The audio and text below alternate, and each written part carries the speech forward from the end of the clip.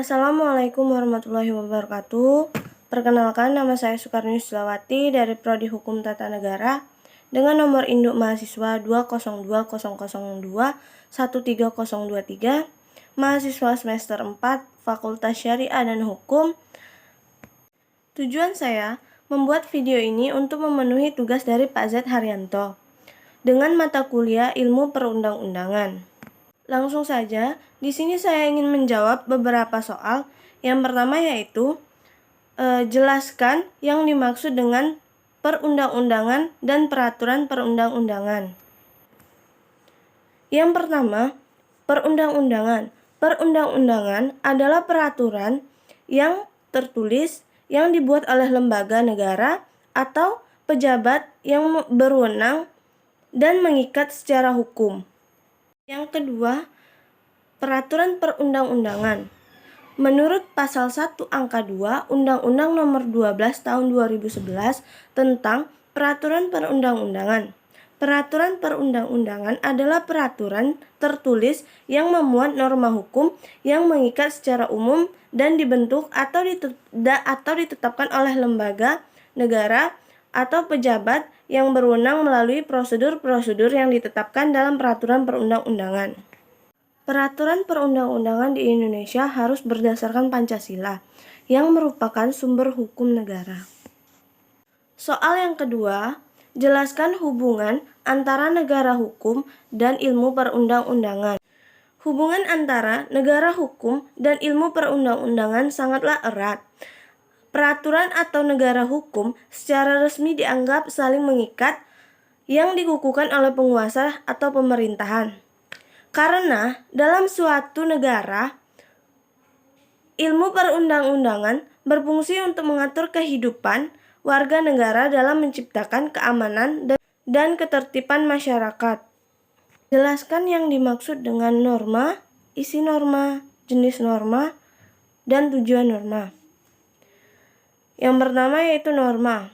Norma berkaitan dengan aturan yang berlaku pada masyarakat tertentu. Aturan ini berkaitan dengan tingkah laku manusia. Jika melanggar dapat terkena sanksi. Norma adalah aturan atau kaidah untuk perilaku manusia yang berisi perintah, larangan, dan sanksi. Perintah ini merupakan sesuatu yang harus dilakukan, sementara larangan yaitu sesuatu yang tidak boleh dilakukan. Jika melanggar perintah dan larangan, maka seseorang bisa terkena sanksi. Nama lain sanksi adalah hukuman yang diberikan ke seseorang karena telah melanggar norma.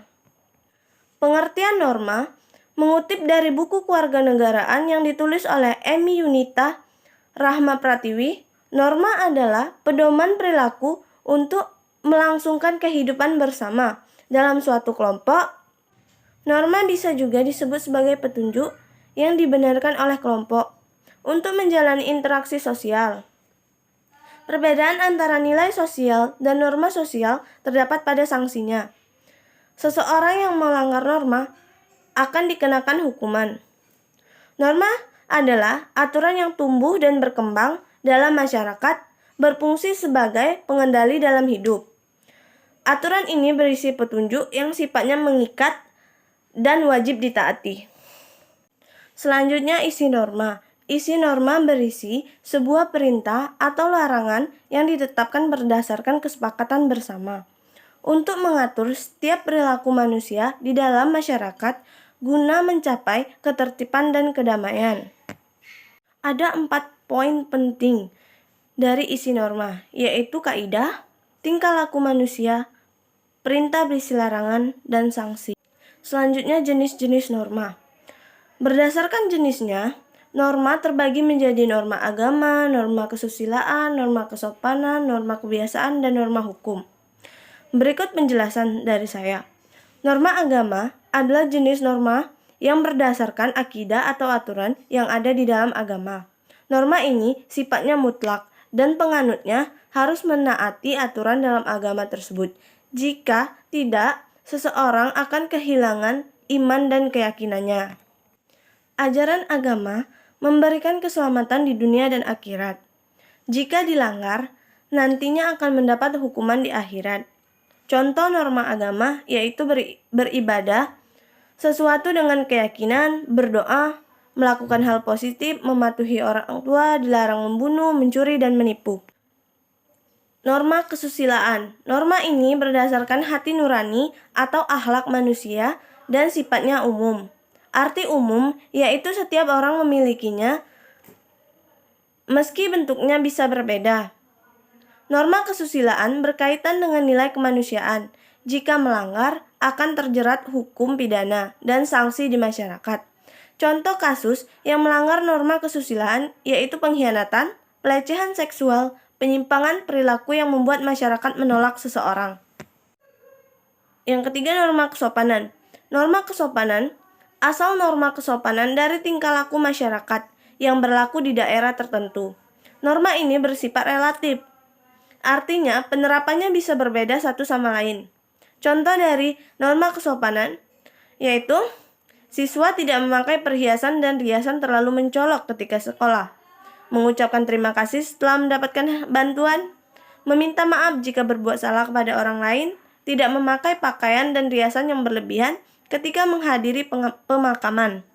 Norma kebiasaan. Norma kebiasaan merupakan perbuatan yang dilakukan dalam bentuk berulang-ulang, sehingga menjadi kebiasaan. Dalam lingkungan tertentu, seseorang bisa dianggap aneh jika tidak melakukan norma kebiasaan. Norma ini terjadi secara berulang sampai menjadi ciri khas tertentu. Contoh dari norma kebiasaan seperti kegiatan mudik menjelang hari raya, kumpul bersama keluarga ketika hari raya, kebiasaan mengadakan acara selamatan untuk doa untuk anak yang baru lahir. Yang terakhir, norma hukum. Norma hukum berfungsi mengatur tata tertib di suatu negara. Masyarakat akan mendapat sanksi jika melanggar aturan yang sudah ditetapkan dalam negara. Sanksi ini dilakukan oleh lembaga pemerintah yang resmi. Ciri-ciri norma hukum yaitu diakui oleh masyarakat, adanya penegak hukum, dan pihak berwenang yang memberi sanksi. Tujuan dari norma hukum ini untuk menciptakan lingkungan yang tertib dan aman. Contoh dari norma hukum yaitu membayar pajak tepat waktu, contohnya tidak melakukan kejahatan yang merugikan warga seperti mencuri, merampok, dan menipu. Tata lalu lintas, memberi sanksi di sidang pengadilan. Tujuan norma hukum. Tujuan norma hukum untuk menciptakan tatanan kehidupan bermasyarakat, berbangsa, dan bernegara yang tertib, aman, rukun, dan damai. Norma ini tentu juga memiliki sanksi bagi pelanggarnya. Sesuai dengan namanya, orang yang melanggar akan mendapatkan hukuman berupa denda atau bahkan kurungan penjara. Hal ini akan ditetapkan oleh pihak yang berwenang dalam memberikan keputusan. Soal terakhir, jelaskan sumber hukum formil. Sumber hukum formil adalah sumber hukum yang dikenal dalam bentuknya. Karena bentuknya itulah sumber hukum formil diketahui dan ditaati sehingga hukum berlaku secara umum. Selama belum mempunyai bentuk, suatu hukum baru merupakan persamaan hukum dalam masyarakat atau baru merupakan cita-cita hukum. Oleh karenanya, belum mempunyai kekuatan yang mengikat. Sumber-sumber hukum formil meliputi undang-undang, kebiasaan dan adat, perjanjian antar negara atau traktat, keputusan-keputusan hakim atau jurisprudensi. Yang pertama, undang-undang. Undang-undang ialah suatu peraturan negara yang mempunyai kekuatan hukum yang mengikat dan memaksa, diadakan dan dipelihara oleh penguasa negara. Undang-undang di sini mempunyai dua arti, yakni undang-undang dalam arti formal ialah setiap keputusan pemerintah yang memerlukan undang-undang karena cara pembuatannya. Contohnya, dibuat oleh pemerintah bersama-sama dengan parlemennya. Yang kedua, undang-undang dalam arti material ialah setiap keputusan pemerintah yang menurut isinya mengikat langsung setiap penduduk. Selanjutnya, kebiasaan. Kebiasaan adalah perbuatan manusia yang tetap dilakukan berulang-ulang dalam hal sama. Apabila kebiasaan itu diterima dalam masyarakat, dan kebiasaan itu berulang sedemikian rupa, sehingga tindakan yang berlawanan dengan kebiasaan itu dirasakan sebagai pelanggaran perasaan hukum. Maka dengan demikian timbullah satu kebiasaan hukum yang oleh pergaulan hidup dipandang sebagai hukum. Selanjutnya, traktat. Traktat adalah apabila dua orang mengadakan kata sepakat tentang suatu hal, maka mereka mengadakan perjanjian.